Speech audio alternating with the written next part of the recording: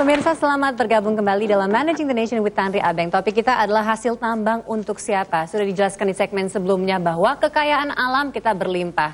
Dari proses produksi sudah mampu, bahkan juga skill sumber daya manusia juga sudah siap. Pak Tanri, lantas mengapa nih belum optimal?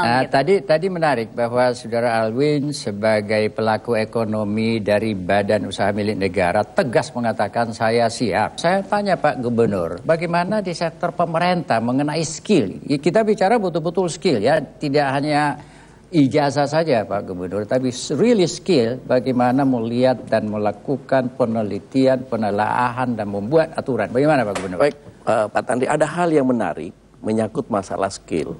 Kalau saya sedikit mengadopsi ketentuan di dalam peraturan pemerintah nomor 38 menyangkut masalah pembagian urusan dan kewenangan. Sebetulnya sektor pertambangan ini adalah urusan pilihan di kabupaten dan menjadi urusan wajib di pusat yang dilimpahkan kepada gubernur selaku wakil pemerintah pusat di provinsi. Akibat karena itu, hampir di seluruh kabupaten kota, ya, pengelola atau pimpinan-pimpinan lembaga maupun anggota dari dinas-dinas pertambangan yang ada di kabupaten kota tidak relevan keilmuannya dengan spesifikasi kerjanya. Bayangkan ada kepala dinas yang alumni sekolah pendidikan, ada kepala dinas yang alumni sekolah agama, ada kepala dinas yang alumni sekolah kesehatan, ada kepala dinas yang alumni sarjana-sarjana sosial. Nah, inilah yang tidak memahami dengan persis baik tata kelola pertambangan yang benar maupun mekanisme regulasi di dalam pelaksanaan tambang. Nah, sumbernya daripada kesalahan ini dari mana sebenarnya? Karena yang menempatkan mereka siapa? Karena ini, kurangnya tenaga yang ditugaskan di sana. Dan memang khusus untuk sektor pertambangan sangat kurang tenaga.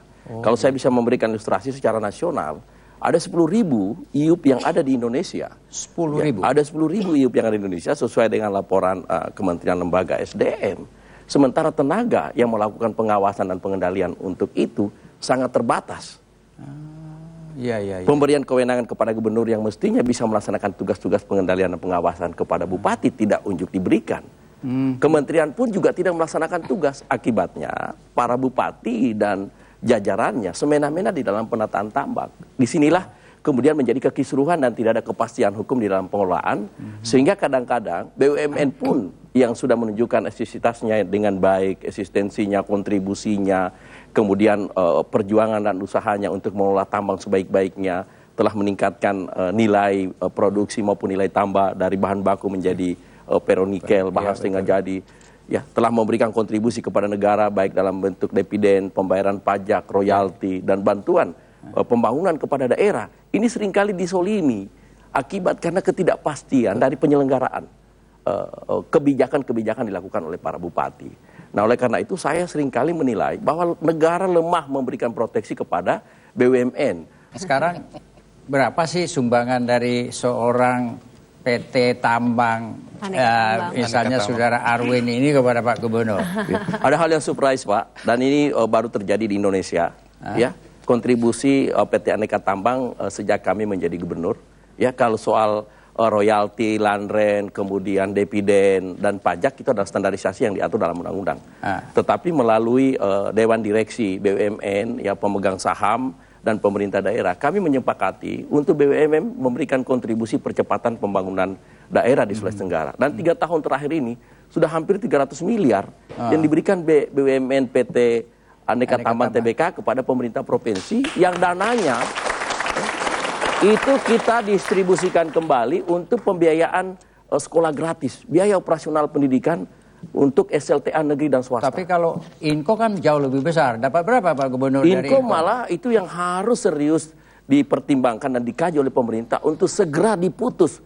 Karena Inko telah menyengsarakan rakyat. Ada negara dalam negara. Bayangkan kita menjadi penjaga kebun, sementara kita adalah warga negara Indonesia. Kebun dikuasai oleh dia atau lahan dikuasai oleh dia, tetapi itu tidak diolah sama sekali oleh Inko. Bahkan dia sudah melakukan prestasi, melakukan penambangan di dalam hutan lindung yang itu dilarang menurut peraturan perundang-undangan, khususnya undang-undang kehutanan. Kemudian menjual or kepada pihak lain yang mestinya dalam kontrak karyanya itu adalah untuk mensuplai pabriknya. Itu kan semua harus dikembalikan kepada proses manajemen tadi kan. Sudah ada kewenangan, diberikan kesempatan, tetapi pengawasannya tidak dilaksanakan kan. Mestinya kalau pengawasan itu berfungsi dengan baik, maka kekurangan-kekurangan, kelemahan-kelemahan yang disampaikan Pak Gubernur ini kan bisa dibenahi. Kembali mengenai manajemen pengawasan, akuntabilitas. Sekarang akuntabilitasnya siapa sebenarnya pengawasan ini Pak Gubernur? Kita minta dengan segala kearifan supaya pusat segera menyadari ini untuk kita duduk bersama. Menyusun sistem manajemen pengelolaan tambang ini dalam satu hierarki. Bahwa ada otonomi itu adalah penyerahan kewenangan pada lembaga di bawahnya dalam satu hierarki. Tapi bukan berarti pemberian otonomi yang kebablasan tanpa kendali. Semuanya sumbunya sekarang ada di kementerian lembaga. Begitu pusat mengatur memberikan kewenangan kepada gubernur dan gubernur melaksanakan tugas untuk mengawasi bupati, apabila gubernur menyalahgunakan kewenangan, maka kementerian lembaga menjadi lembaga arbitrase yang bisa melihat apakah benar tindakan gubernur atau tidak. Daripada persoalan-persoalan administrasi yang segianya bisa kita tinjau di dalam internal penyelenggaraan pemerintahan negara harus dibawa ke PT UN.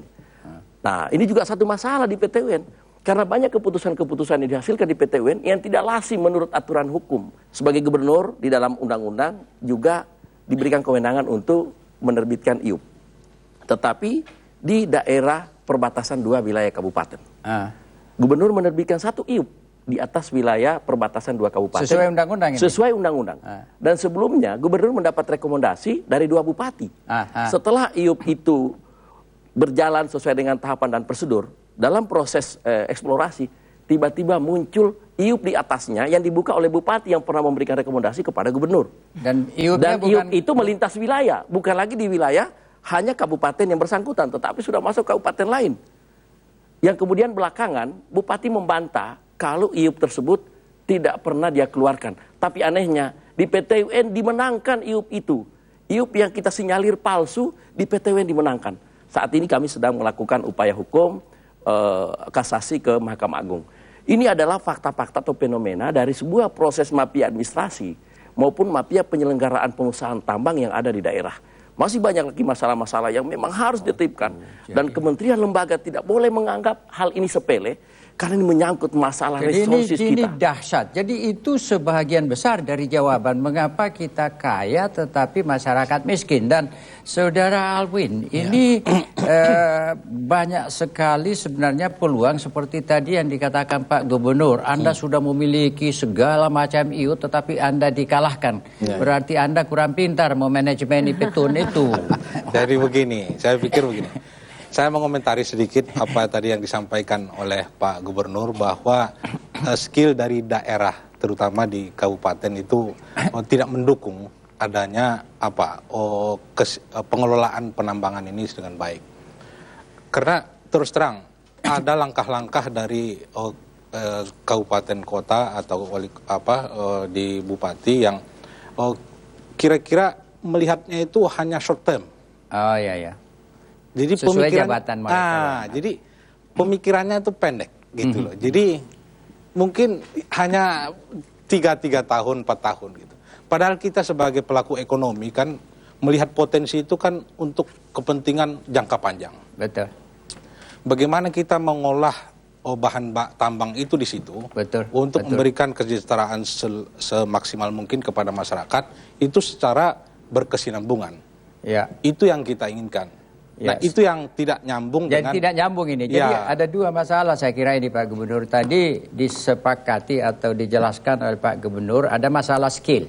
Sehingga kekurangan keilmuan ini bisa menyebabkan satu, peraturannya tidak tepat dan kedua mungkin pengawasan tidak efektif. Tapi yang kedua adalah perspektif mengenai paradigma para pejabat yang melihat relatif short term gitu ya. Padahal usaha itu harus dilihat sebagai kontinuitas jangka panjang. Jadi memang sudah kita identifikasi pemirsa beberapa masalah yang muncul akibat pertambangan, antara lain adalah skill dari para pelaku pengawasan, ini termasuk juga paradigma mereka. Dan satu lagi mengenai administrasi. Nah, kira-kira masalah atau tantangan apa lagi yang dihadapi oleh para pelaku ekonomi yang khusus di bagian pertambangan ini. Untuk itu tetaplah Anda di Managing the Nation with Tanri Abeng, kami akan segera kembali.